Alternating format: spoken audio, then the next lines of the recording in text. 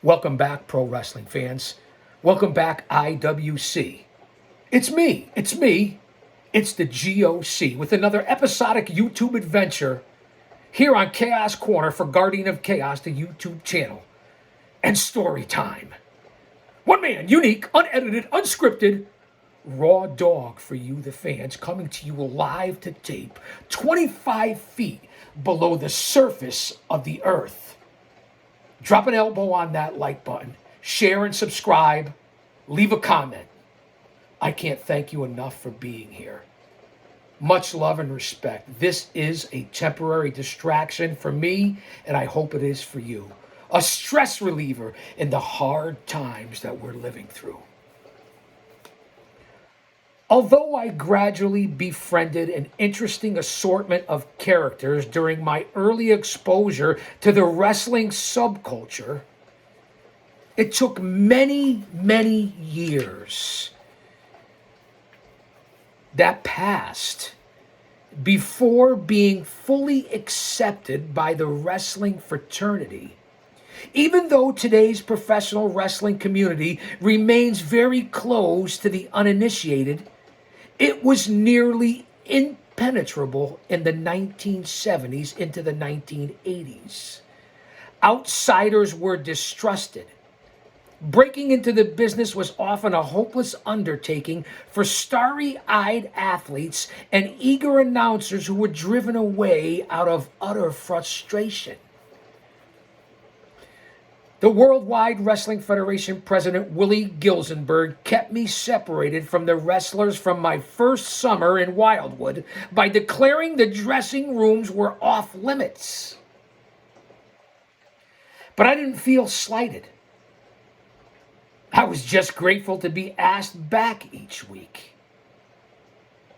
However, his repeated and forceful warnings to stay away from the wrestler's private sanctuary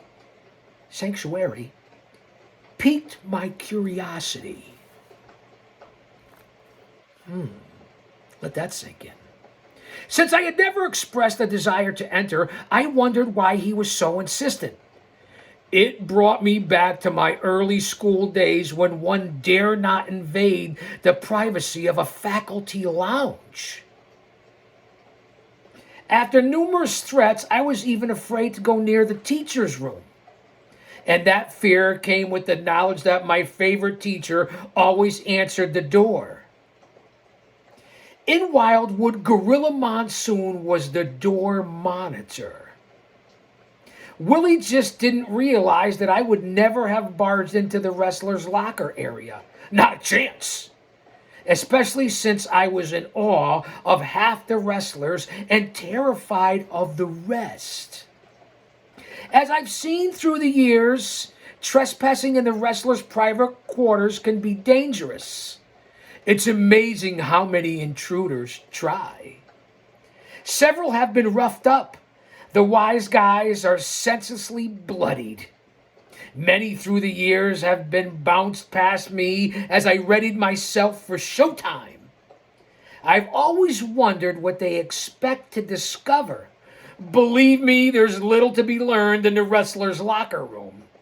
Half of what is said is exaggerated bravado, and the rest is relatively uninteresting. On a typical night, you might find the boys bragging about their latest escapades with the local women. The veterans reminiscing about the good old days. A few guys mapping out the best route to the next town on their tour.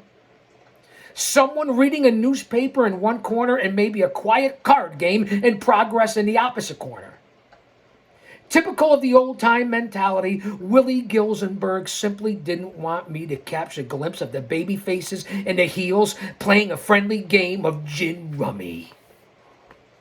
To those who hunger for the latest news about everything and everyone in pro wrestling, forget about invading the backstage areas, which in 2025 is persona non grata with these geeks and goons and virgins and dweebs and dorks and fans with the brain of a dehydrated baby. No offense, man. All friends, wrestling, whatever you want to call it, what's going on here in 2025? Kayfabe is dead, been dead for 30 years. As we review body slams, by legendary announcer Gary Michael Capetta, written and released in 2002 in the Time Machine here on Chaos Corner for story time, storytelling. Focus. To those who hunger for the latest news, I already said that. And if you're looking for honest answers about the game, don't even think about publicly cornering the performers like a lot of you geeks do today. In the best of moods, they concoct any fanciful answer to get rid of you. And by all means, don't believe what management tells you. We know that to be true. Wrestling talent as well as office personnel spend much of their time convincing each other that they alone have the formula for a successful promotion. If they concentrated on promoted wrestling instead of promoting themselves, the industry would be much better off. Both wrestlers and wrestling executives begin to believe their own exaggerated self-publicity, resulting in a distorted view of the truth. And that's what you'll get here is the truth. Because I do tell it like it is. If you're interested in learning what really goes on in wrestling, my advice is simple. Befriend an informed, impartial, perhaps innocent bystander. Ask a roadie. Get into fucking business yourself. The road crew transporting the ring from town to town, views the inside workings of the industry from the back rooms of the coliseums to the bar rooms of hotels all across the country. In the absence of the public, when everyone's guard is down, the roadies witness it all. They are underpaid and poorly treated. They are used as gophers and scapegoats. They feel powerless and disenfranchised. The wrestlers, announcers, managers, and administrators receive acknowledgement for their work in the form of a healthy paycheck. A roadie's proof of power is the information that he possesses. Knowledge, unbiased and free of self-interest. Proof that he is a friend of the headliners. Proof that he really belongs. Proof that he's important. Young starstruck kids and female fans who are snubbed by the performers soon realize that befriending the ring crew is as close as they're ever going to get to their TV heroes. They are roadies' dream audience. The storytelling roadies fascinated me during the first season in Wildwood. All times, their anecdotes were more exciting than the wrestling show to follow. They went something like this. Yeah, you should have seen what happened on TV on Tuesday. McMahon and his son, the boss, threw the fat, drunken manager out of the fucking building. He was so smashed, he called Vince a goddamn mama's boy. I'm assuming that's Captain Louis Albano. George the Animal Steel didn't show in Philly. Heard he went back to Detroit. Had to get some teachers to a teacher's meeting. Shit.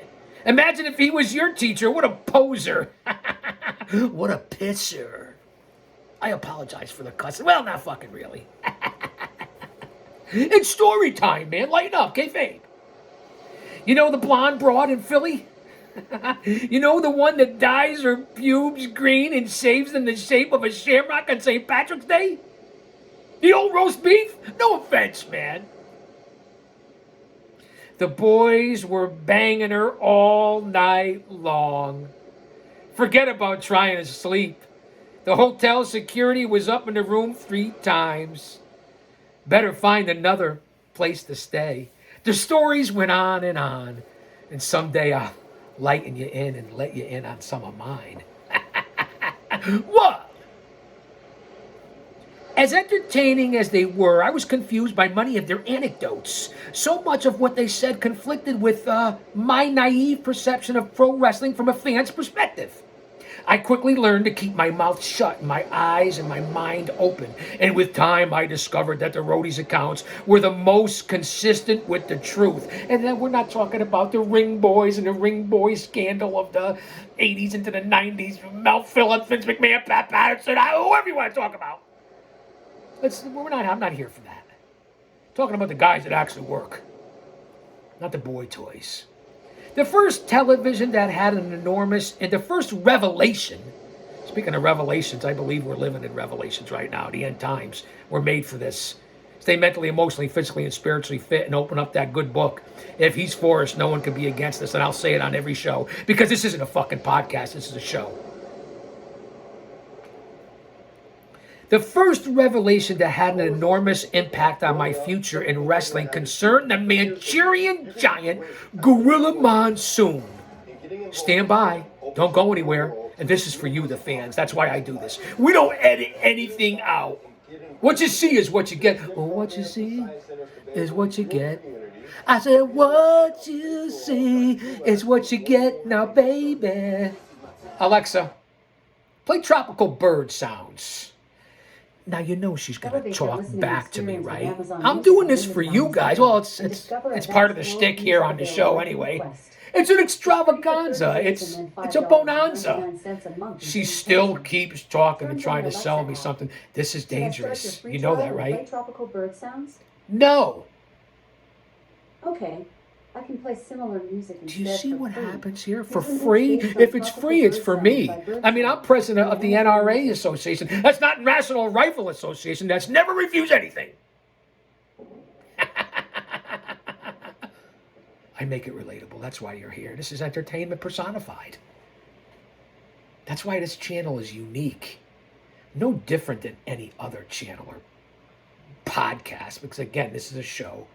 It's oversaturated on here. That's why I stand alone and stand away from everybody else and present this type of show. A show within a show. And this is for you, YouTube, speaking of shows.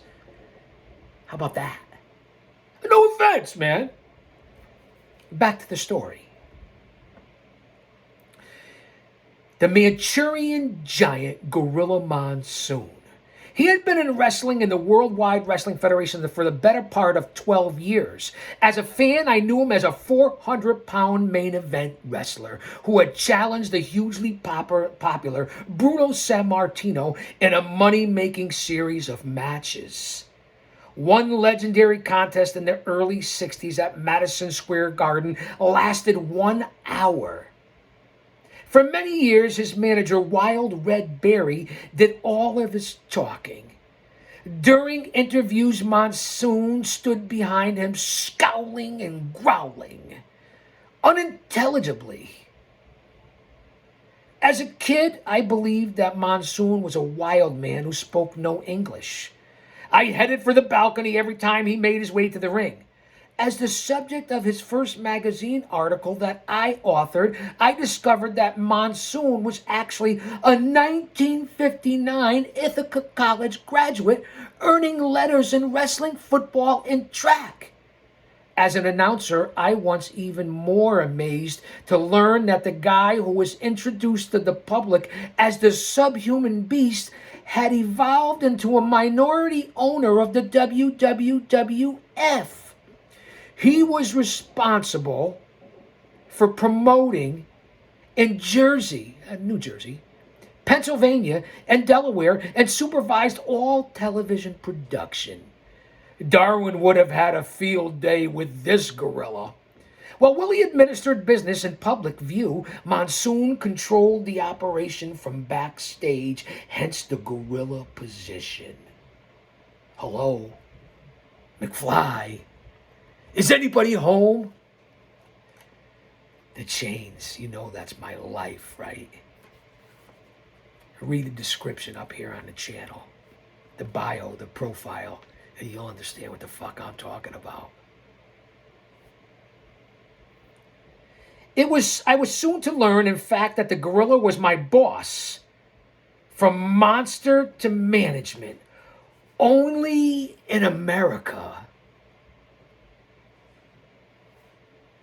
I can't thank you guys enough for being here as we pump out the content this weekend, heading into WrestleMania 41 with story time. Much love and respect, as I always say. We're reading from 2002, Gary Michael Capetta's book, Body Slams. Unbelievable stories, an unbelievable read.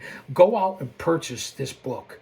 You won't regret it. You know my vast library here on Chaos Chronicles, and that's how we present story time. I enjoy this.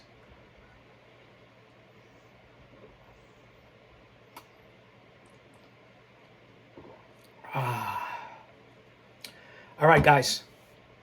Don't go anywhere. Go back and check out my preview and predictions for WrestleMania 41 heading into this weekend of night 1 and night 2. They've broken down the lineups. They have said what matches are on night 1 and which are night 2. I'll say that to say this. Because I tell it like it is. Don't you dare miss it.